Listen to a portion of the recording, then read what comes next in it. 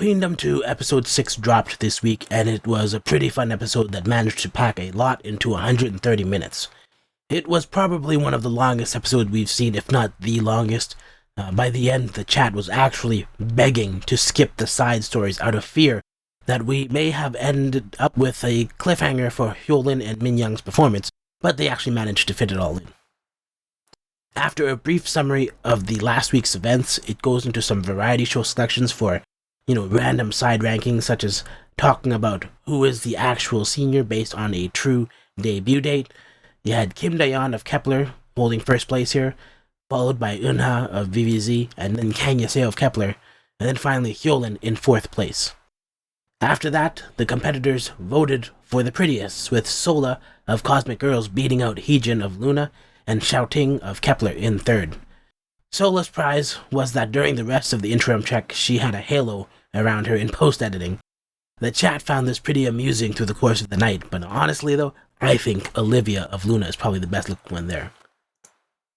The final competitor votes were for the most desirable in terms of a competitive teammate.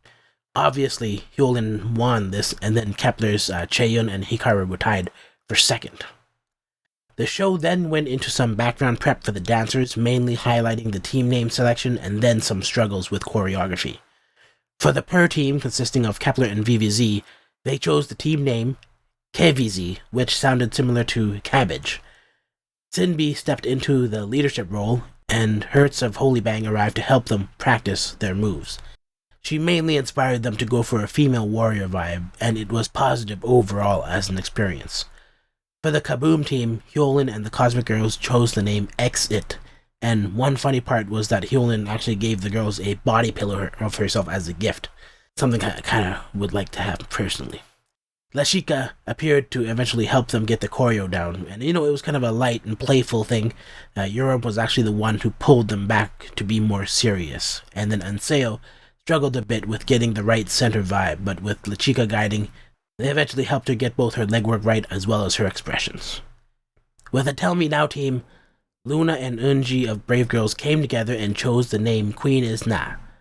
As the most experienced, Eunji helped the girls feel stable and guided, but when Monica showed up, you could tell they were all put through the ringer with just how strict and passionate she was about getting these girls to seriously focus on the task. The girls actually cried, but I think it paid off. So back at the night barbecue, there was an interim check for the dancers where the winner would decide the order of the dance units. Now I gave Exit a 6.8 here, Queen Is Not a 7.7, and KVZ I gave them a 7.3. Mainly, Queen Is Not took it the most seriously, and they were the least sloppy.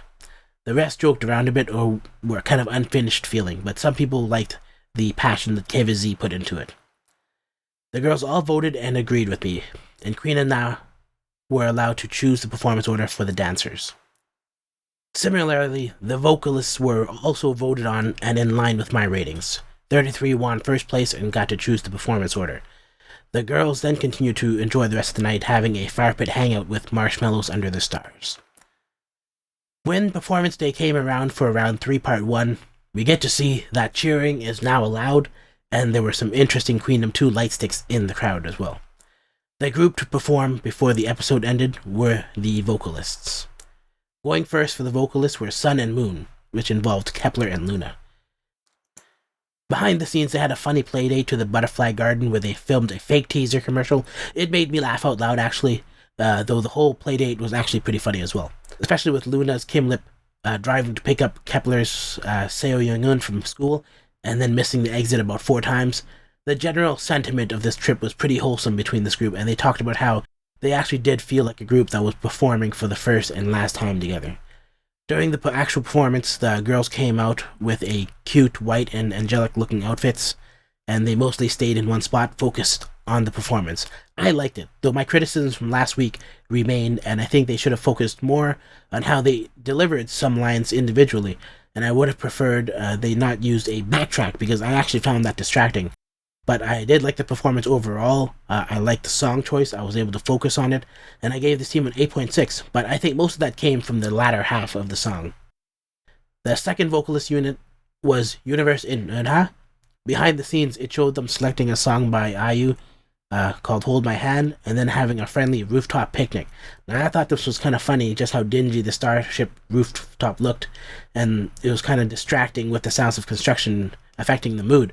And it just seemed like out of the three girls, Subin probably struggled the most among them, but I think that it was maybe confidence related. For the actual performance, though, they had pretty dresses, though I was distracted by the wind machine and the girls being separate on stage. Now, even though Subin struggled the most in prep, I actually thought she was the best on stage in driving engagement with the song. The team was stronger when they were all together standing and singing, and I actually gave that performance a 7.9, and I think it suffered mostly because of the distracting elements of the stage direction. Maybe it was detracting from the actual vocals, but it didn't trick me. I wondered if maybe I was not being fair, but I looked at the chat and they actually seemed bored. I think Eunha was supposed to have the killing part as well, but I didn't even notice her part, and then Yeonjung's loud note was kind of just predictable to me. The third group was 33 and they selected the song To My Youth. In preps, it looked like Min Young was still getting over COVID and had lingering cough, which I can currently relate to. Much of what happened behind the scene was really just about confidence building for Min Young and Hyolyn building her friendship with her. During the actual performance, I feel like Hyolyn was still in a league above Min Young just due to the creative choice and the feel of her voice. Min Young was better in the higher range, and even the way they stood apart in the stage contributed to the perceivable distance between them performance-wise. Though some could say that Hyolyn was maybe kind of pushing it over the top with the acting. That said, it was the best performance of all the vocal units, and I gave it a 9.3, though it could have been higher. I just feel like they performed certain notes better in practice.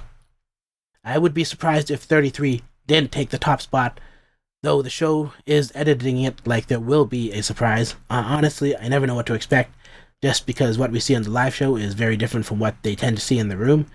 Also, this time around, I'm not even entirely sure if the voters can select more than one song, so they're really just going to choose their favorite. And so for vocal performances, I feel like I just feel like there should be too much stage decoration. It should be stripped without backing tracks, and the people should just sing.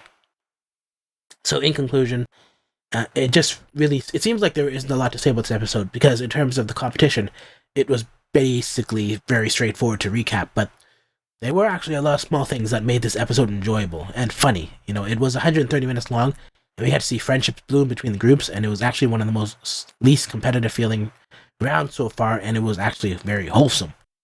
For the dancer sections, the previews looked kind of intense. The chat was generally rooting for Luna and Eunji, who probably have the most uphill battle. But I think nobody really takes the scores seriously for this round, although I think it could help Brave Girls stay in the game. Maybe people are more ready to see what happens for the fantastic fan song selections, and I actually heard they were spoiled, but I didn't look into it. But I guess that's pretty much it. Let's like, share, subscribe, and I guess I'll catch you in the next video.